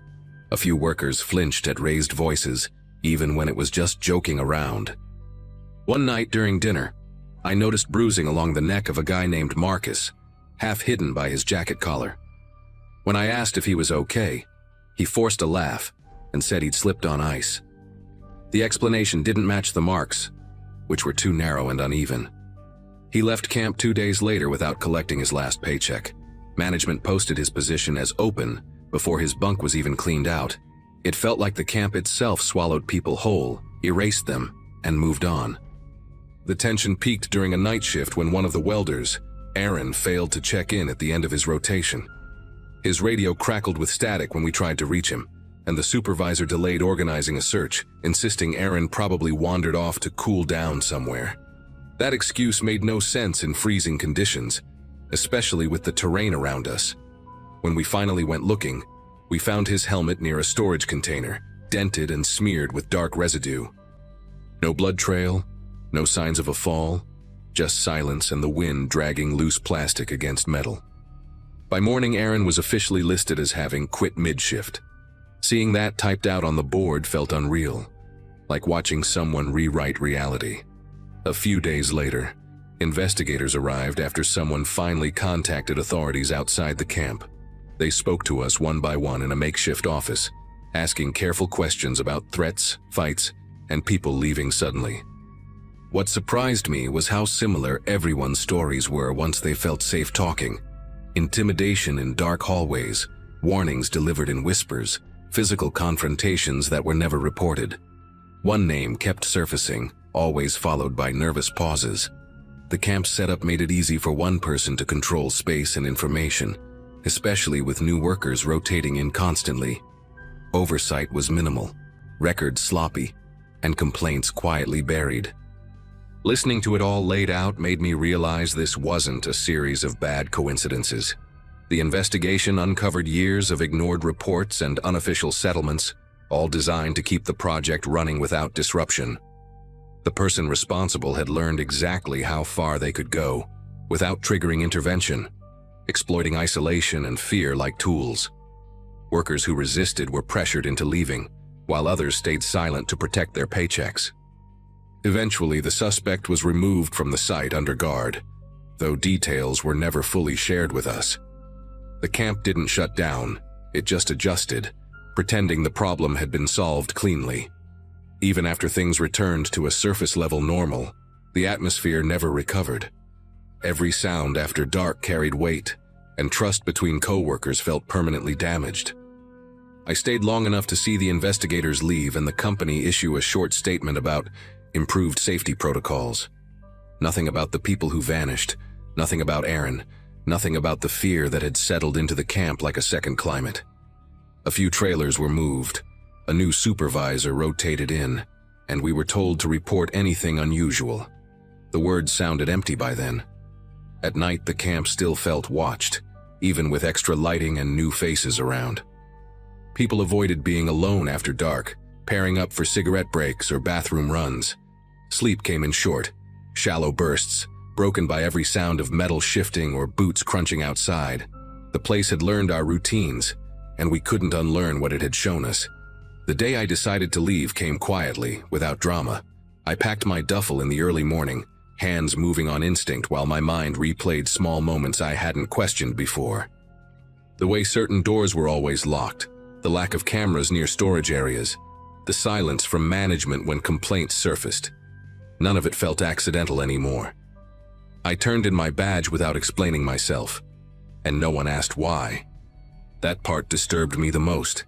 It was as if the camp expected departures, accepted them as part of its design. When the transport truck pulled away, I watched the trailers shrink into the distance, lined up neatly like they hadn't held anything terrible inside them.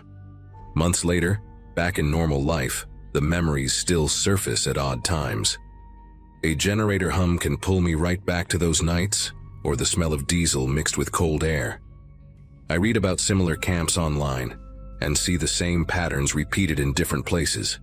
Temporary jobs, isolated locations, workers who pass through without roots.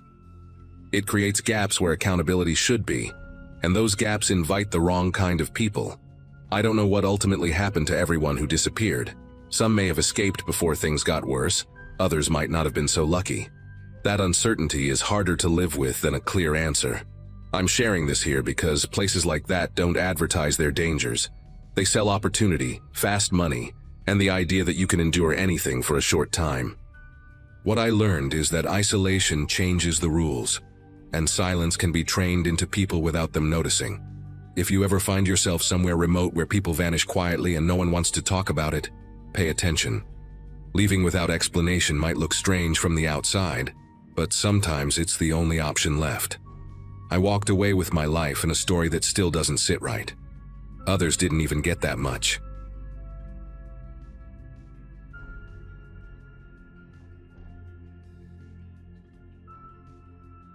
At that point in my life, I was drifting between seasonal jobs, chasing contracts the way some people chase weather.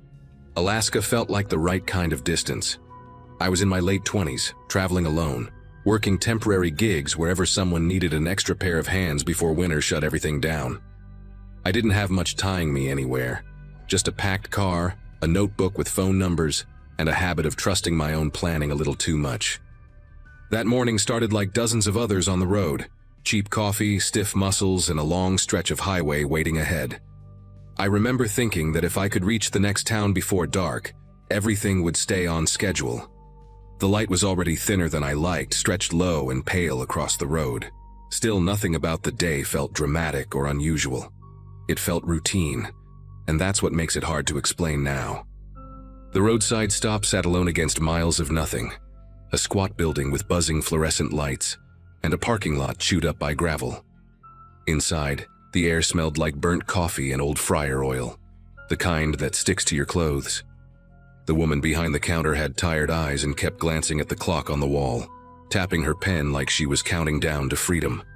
I told her I was heading toward the next town and expected to be there before nightfall. She gave me a look that lingered a second too long, then said something vague about the road being quiet lately. There was a corkboard near the door with handwritten notes for rides, missing dogs, odd local ads. One of the papers had been torn halfway down, as if someone changed their mind mid-sentence. I paid, thanked her, and walked back outside with that image still stuck in my head. The drive after that felt different, though nothing obvious had changed. The highway narrowed and twisted, the trees pressing closer, swallowing sound. Radio stations dissolved into static, then vanished altogether, leaving only the low hum of the engine. I noticed a vehicle behind me for a while, dark-colored, hard to pin down, but it never got close enough for me to read anything useful. When it finally disappeared, the absence felt louder than its presence had. I kept checking the dashboard clock, doing mental math about distance and fading daylight. The sky was slipping toward that heavy blue-gray that comes fast in remote places. I told myself, I was imagining tension where there was none. Being alone that long messes with your head. Or at least that's what I believed then. The last clear memory I have of that stretch comes from pulling over near a wide shoulder, thinking I should double-check my map before continuing. The engine cut, and the silence rushed in immediately, thick and pressing. My keys weren't in the cup holder where I always dropped them, which struck me as odd enough to make my chest tighten. I searched the seats, the floor, the console, telling myself not to jump to conclusions. That's when I noticed how untouched everything else was. My bag still zipped, jacket folded the way I'd left it. No sign that anyone had been inside the car. The road was empty in both directions, stretching endlessly, offering no clues and no comfort.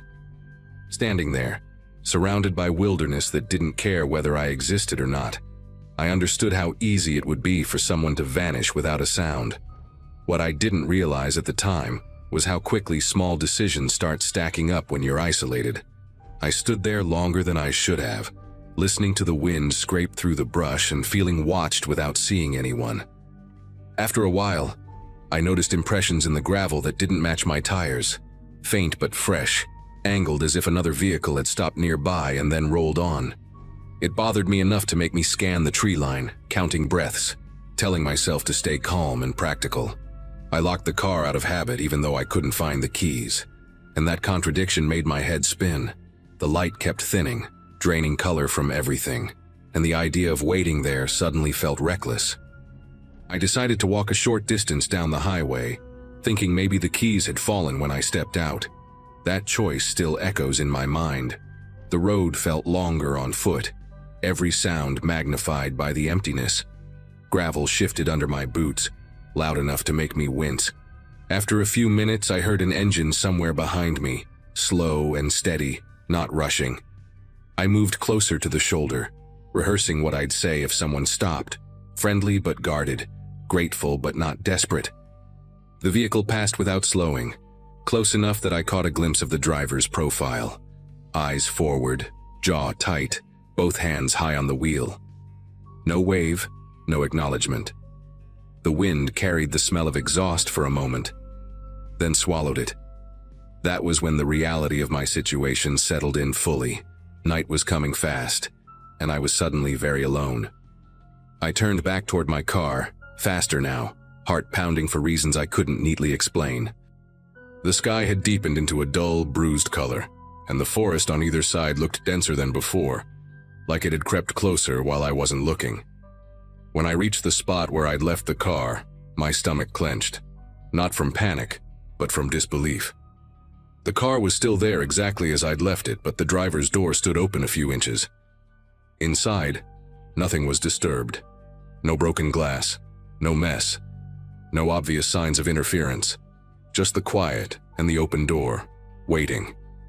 I shut it slowly, every sense tuned tight, trying to decide whether staying or leaving on foot made more sense.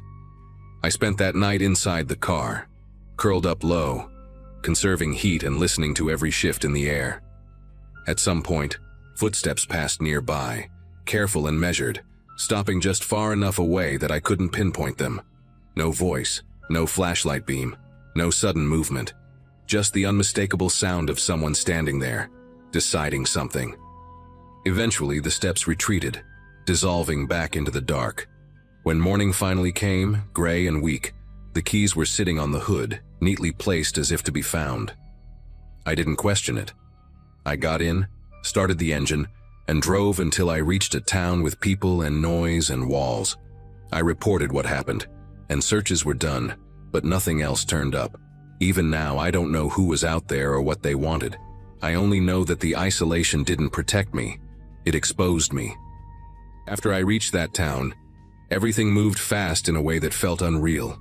People asked questions while handing me coffee, while filling out forms, while glancing at each other when I described the open door and the keys on the hood. They focused on timelines, directions, mile markers. I kept trying to explain the feeling of being evaluated out there, like someone had been testing how far they could push before I broke. Search teams went back along the highway before the light faded again, combing ditches and tree lines, marking spots with little flags. I watched from the edge of the road, wrapped in a borrowed jacket, feeling strangely detached from my own story. Everyone kept saying how lucky I was. I nodded because that's what you do when you don't have the words to disagree. As the day stretched on, the questions shifted. Had I noticed anyone at the roadside stop? Did anyone seem too interested in my plans? I mentioned the board with the torn paper, the look the woman gave me when I talked about reaching town before night. One of the officers exchanged a glance with another and wrote something down without comment. They asked if I'd heard rumors about people disappearing along that route. I hadn't, but the way they phrased it told me enough. The wilderness wasn't just empty, it was useful. Miles of road, few witnesses, long delays before anyone noticed something was wrong. Anyone patient enough could wait out there and never leave a trace. By evening, they told me there was nothing more to do until morning. I sat alone in a small room at a motel, staring at my phone, replaying every choice I'd made since sunrise. I realized how close I'd come to doing exactly what I said at the counter, pushing forward until dark, trusting the road to take care of me. If I hadn't stopped when I did, if I'd ignored that missing key moment, the story might have ended very differently. The thought didn't come with dramatic fear, just a dull, heavy certainty. Some mistakes don't announce themselves. They wait quietly for you to be tired enough to make them. I left Alaska not long after that. I finished the contract I was there for, but the rest of the trip felt hollow, like I was moving through someone else's life. I still think about that stretch of highway and how calm everything looked on the surface. People ask if I believe someone was responsible, or if it was just coincidence and bad luck brushing up against isolation. I don't argue either way. All I know is that the road gave someone an opportunity, and that opportunity almost included me. When I tell this now, it's not for answers. It's so someone else might hesitate at a lonely stop and decide not to trust the distance the way I did.